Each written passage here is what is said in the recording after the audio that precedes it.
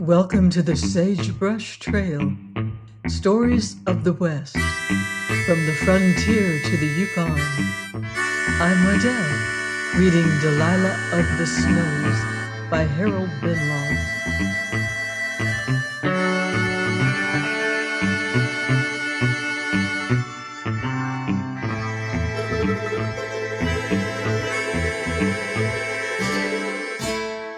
Chapter 12, The Major's Bear. Darkness had closed down on the hillside, and supper was over when Ingleby and Ledger lounged on a cedar log outside the shanty. Hetty lay close by in the deer-hide chair, and Tomlinson had stretched his long limbs just clear of the fire. He lay placidly smoking, with no more than an occasional deferential glance at Hetty. Now and then the flickering firelight touched his face and showed the harsh lines of its rugged chiseling and the steadiness of his contemplative eyes. Tomlinson, it was generally admitted, could do more with an axe and shovel than most of the men in that valley, but a certain deliberateness of speech and gesture characterized him in repose. He was a man who worked the harder when it was necessary, because he seldom wasted an effort. It was slowly he raised his head and glanced at Hetty. "The boys can get away with another 20 loaves this week," he said. "Jake figured you'd have 7 or 8 more of them from the gully workings coming in. They told him they'd no use for flapjacks or grindstones when they could get bread like that." "Very well," said Hetty. "I'll have an extra batch ready on Saturday." She cast a little quick glance at Ingleby, for it was gratifying that he should have this testimony to the quality of her bakery. Though it was scarcely necessary, the venture had, in fact, been a success from the commencement. And though Hetty's flour was rapidly running out, she found it just as profitable to bake what the miners brought her at a tariff, which in few other regions would have been thought strictly moderate. She was also as popular as her bread, for she turned nobody away, though there were men in that valley with neither money nor provisions left, who had failed to find even the color of gold. Her boys, she said, would strike it rich some day, and one must risk a little now and then. But it is not given to many women to win the faith and homage accorded her by most of them in return for a handful of flour. Tomlinson, however, had not delivered all his message yet. "I ran up against Wolverine Gordon yesterday," he said. "He wants more salt in his bread. Says that sweet dough's ruining his digestion, and if you can't fix it to suit him, he'll do his own baking. I guess I'd let the old instinct have his salt by the handful." Hetty laughed good-humoredly. "I must try to please him." Tomlinson watched her with grave, reflective eyes. "Gordon was most glad to eat cedar bark not long ago," he said. "Did you ever get $1 out of him?" "That," said Hetty quietly, "is not your business, Mr. Tomlinson." The long-limbed miner apparently ruminated over this. "Well," he said, "I guess it isn't, but you just let me know when you want any debts collected. I figure I could be quite smart at it." "They do it with a gun in your country?" asked Ledger. Tomlinson held up a hard and distinctly large-sized hand.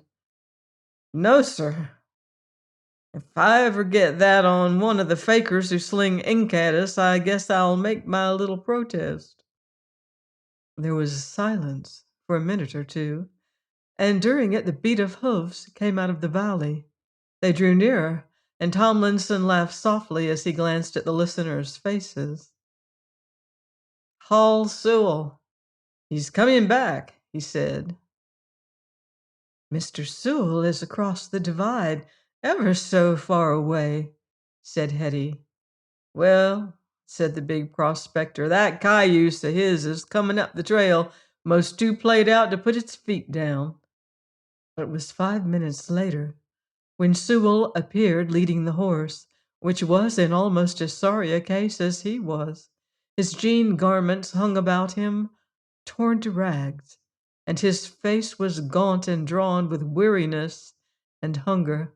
He stood still, smiling at them in the uncertain light of the fire. "I've come back, warned off by the police as usual," he said. "In the language of the country, nobody seems to have any use for me."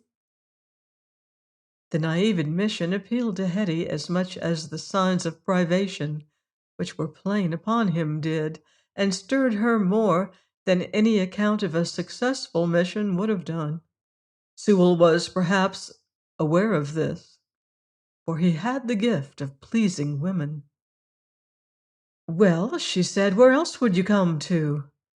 Whenever you want it, there's room here for you. Walter, take his horse, and then spread his blankets out near the fire. Tom, you'll get another trout and fill the kettle." They did her bidding, though Ingleby wondered a little as he set about it, for Hetty had astonished him somewhat frequently of late.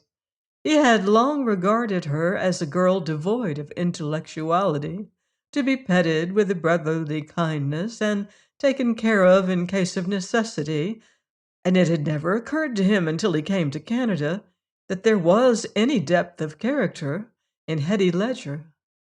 It was, in fact, almost disconcerting to find that she had changed into a capable woman who had by her enterprise alone enabled him and her brother to hold on to their claim.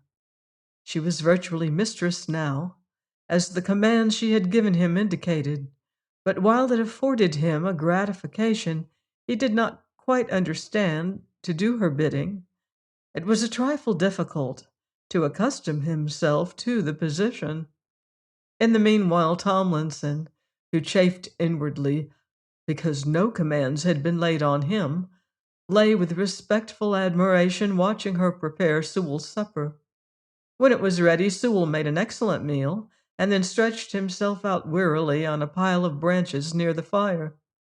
The red light flickered uncertainly upon the towering trunks behind him, and now and then fell upon the long-limbed Tomlinson lying in the shadow, and Hetty sitting in her deer hide chair, with Ingleby and Ledger stretched close at her feet. It never occurred to her that there was anything anomalous in this. They were, in the phraseology of the country, her boys, and though Hetty Ledger was far from clever, she had the comprehension that comes of sympathy, and she understood and ruled them as a woman with greater intellect probably could not have done. The night was cool and still, and the hoarse murmur of the river came up in pulsations across the pines. "After a long journey through the bush, this is exceptionally nice, even though it is a little rough on Miss Ledger," said Sewell with a quiet smile. "Her cares are increasing, for another of her boys has come home a trifle the worse for wear tonight. But I scarcely think she minds. It is the women who never do mind that are worth all the rest." Once more Ingleby was astonished and gratified. Sewell was, of course, a speaker by profession, but there was a vibration in his voice which signified that this was more than a passing compliment. Ingleby believed implicitly in Sewell, and the fact that the man he looked up to should regard Hetty as he evidently did had naturally its effect upon him, since it not infrequently needs the appreciation of others to make clear the value of that which lies nearest to one. Hetty, however, as usual, evinced no originality. "When you came in, one would have fancied it was quite a long while since you were a boy," she said. "Now and then I feel it is. Men who lead the life I do grow old rapidly, you see. We are, in fact, nurtured on the storm, but that is really no reason why we shouldn't occasionally like to rest in the sunshine." "It has been dark most an hour," said Tomlinson the practical. Sewell turned and glanced at him reproachfully. It is always sunshine where Hetty Ledger is. Well, said Hetty with a little laugh, you haven't seen me when the dough won't rise, and I don't like idle boys. They get into mischief. What are you going to do? Peg down a claim and earn my living virtuously. I have, you see, tried mining already. I like this end of the valley, and because you have made me one of the family, I fancy I'll put up a shanty here. That brings on the question of provisions, and when I was clambering down the range, I came upon 2 or 3 black-tailed deer. I'm going back to get one as soon as the stiffness is worn off me. Will you or Ledger come with me, Ingleby? Walter will go, said Hetty. Ingleby turned towards her slowly, and she noticed the jaded look in his face, which was a trifle hollow as well as bronzed. He had toiled with a fierce, feverish impatience for long weeks at 2 profitless claims, and mind and body felt the strain. Still he remembered that it was some time since he had contributed anything to the common fund. I've ever so much on hand, he said. Send Tom. Hetty made a little authoritative gesture. Tom couldn't hit a deer to save his life, and my boys are expected to do what they're told. You will take him, Mr. Sewell, and if you let him come back to the claim in less than a week, I'll be vexed with you. Ingleby, who knew that Hetty could be persistent, permitted Sewell to arrange the expedition, and when the latter retired shortly afterwards, Tomlinson, who had said very little, looked up. You like that man? He asked. Of course, said Hetty. If I hadn't, I wouldn't have had him here. Tomlinson said nothing further, but Hetty laughed when he glanced inquiringly at Ingleby. You needn't ask Walter. There are 2 people he believes in before anybody else, and Mr. Sewell's one of them. And I guess I know who the other is, said Tomlinson, who was a trifle tactless now and then. Hetty looked at him instead of at Ingleby. No, she said reflectively, I don't think you do. It doesn't matter who she is anyway, and you haven't told me what you think of Mr. Sewell. Tomlinson, who watched her with steady eyes, sat silent a moment as though ruminating over something he could not quite understand. Then he said, The man has grit. Still, I haven't much use for his notion of going around trailing out trouble. It isn't difficult to find it, said Ingleby. Well, said Tomlinson, I'm not going to light out when it comes along my way, but I guess I'll wait till it does, like a sensible man. And just now, I have no use for any. Our folks in Oregon are poor, and if my luck holds out, there's an old woman who's had about as much trouble as she can bear, going to have an easy time the rest of her life. He stopped a moment and rose leisurely to his feet. Well, I'll go along now. I guess Sewell means well. Good night. He turned away, and when he lumbered into the shadow of the pines, Ledger smiled at Ingleby. It seems to me that Tomlinson's recommendation didn't go very far, he said. Ingleby laughed a trifle scornfully. Did you expect anything else when a man who could have made himself almost anything he wished gives himself up to a life of privation for the good of his fellows? It's a little gained when men of Tomlinson's description are willing to admit that he probably has good intentions. He retired to sleep shortly afterwards, for he and Ledger commenced their labors at sunrise every day. A week later, towards dusk one evening, he and Sewell stopped near the edge of a deep ravine, some distance from their camp in the ranges. The torrent which had worn it out moaned far down in the shadow below, and the somber firs rolled up to the edge of it, 200 yards away. Thickets of tall fern and salmonberry hung over the brink, and for a score of yards or so, a slope of soil and gravel, sprinkled with tufts of juniper and dwarf firs, ran down steeper than a roof, Then it broke off abruptly, and from where they stood Ingleby could not see the bottom of the gulf beneath, though he knew that the depth of such canyons is often several hundred feet. They had left their camp that morning, and one small black-tailed deer which Sewell had shot was all they had to show for a day of strenuous labor.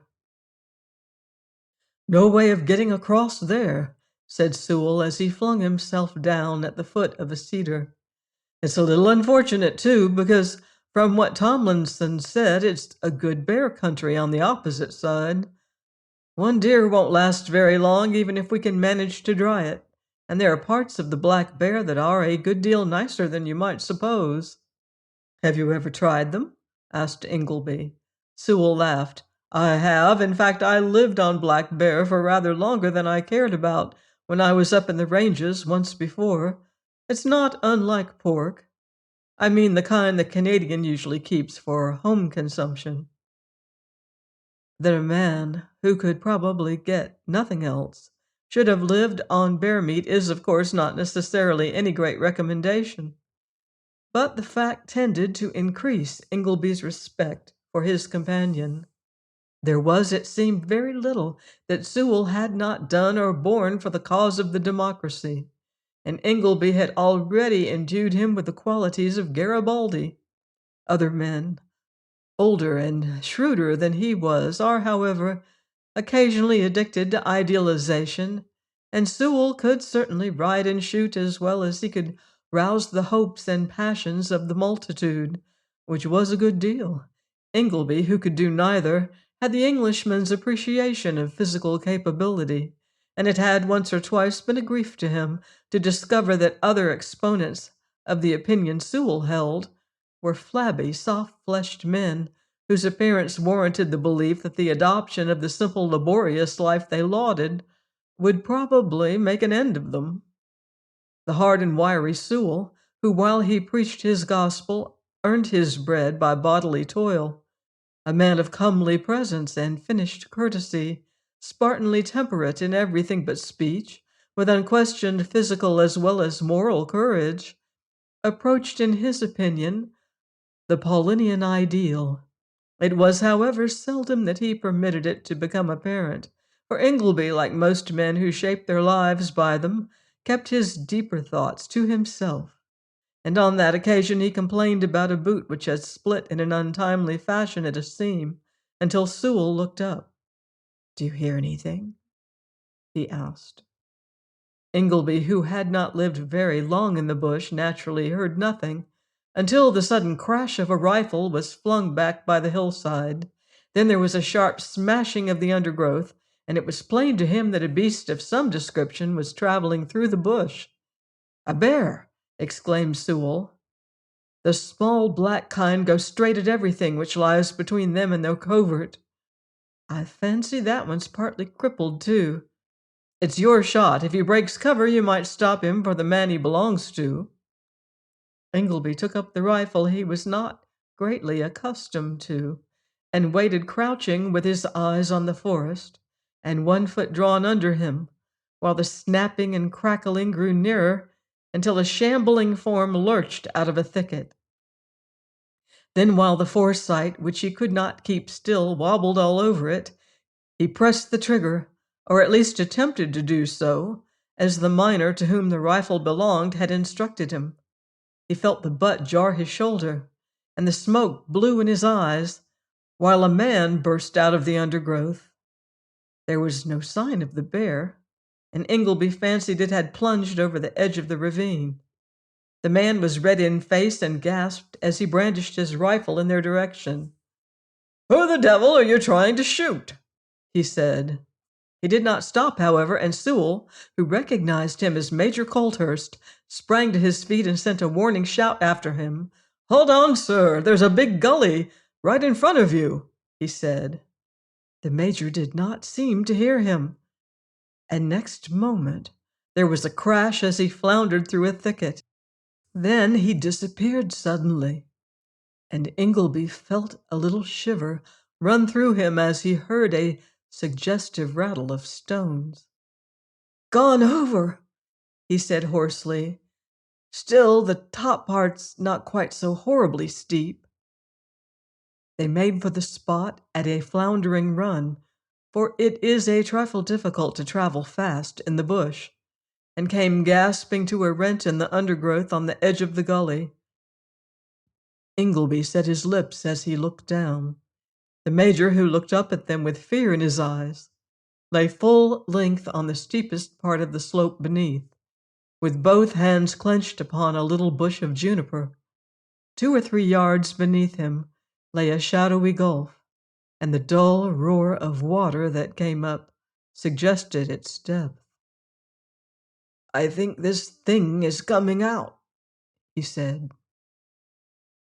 Ingleby saw a diminutive fir close to the man, and 2 more between himself and the edge of the canyon, for in that country the firs will grow on anything short of an upright wall, and the next moment he swung himself over the edge.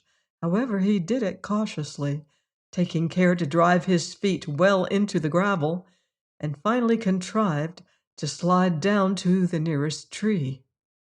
Sewell was evidently coming down behind him, for the stones went rattling by and struck the upturned face beneath. It was flushed and distorted with swollen veins on the forehead, for the man was evidently feeling the strain. "Can you hold on for a minute or two, sir?" Ingleby asked. "I might manage one, not more," was the hoarse answer.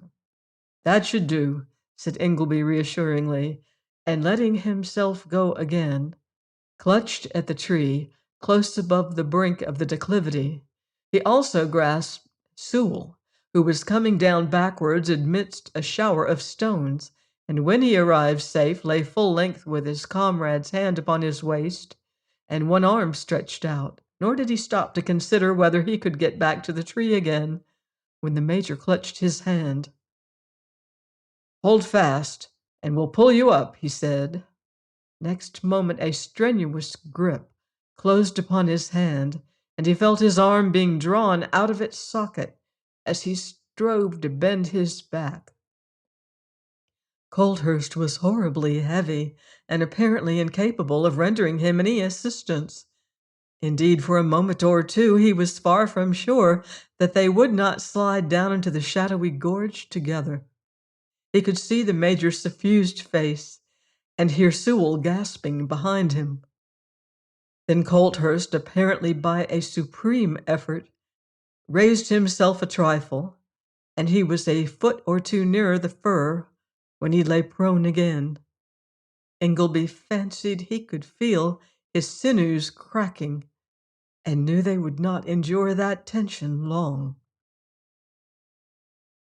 "Reach your left hand back," said Sewell hoarsely. Ingleby did so and felt the bark of the slender tree, while Sewell leaned out recklessly over him and clutched Coulthurst's shoulder.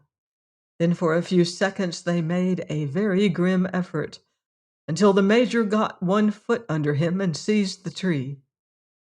After that there was no great difficulty, and when they dragged him out of peril, he lay still, gasping for almost a minute. Then he raised himself so that he could sit. "I think my rifle went over," he said. "Where's the bear?" Sewell's eyes twinkled and Ingleby laughed, as did the major. "Of course," he said. "Very much obliged, I'm sure. I mean it, but where is the bear?" Personal peril was not exactly a new thing to the major, who was also a man of fixed ideas, but he made a little comprehensive gesture when Sewell glanced significantly at the edge of the precipice. "I don't know, sir, and really don't think an attempt to find out would be advisable," he said. As a matter of fact, they never did discover what became of the bear, but in the meanwhile nobody said anything further for a moment or two. Then the major rubbed his leg. "We couldn't very well stay here all night, and I've hurt my knee," he said. Ingleby glanced at the almost precipitous descent. "I'm afraid we couldn't get you up without a rope." "I'm quite satisfied that you couldn't, and don't propose to let you try," said the major. There are, however, the pack-horse lariats at my camp, and it can't be more than 2 miles away. I have a police trooper there. One of you could get up?"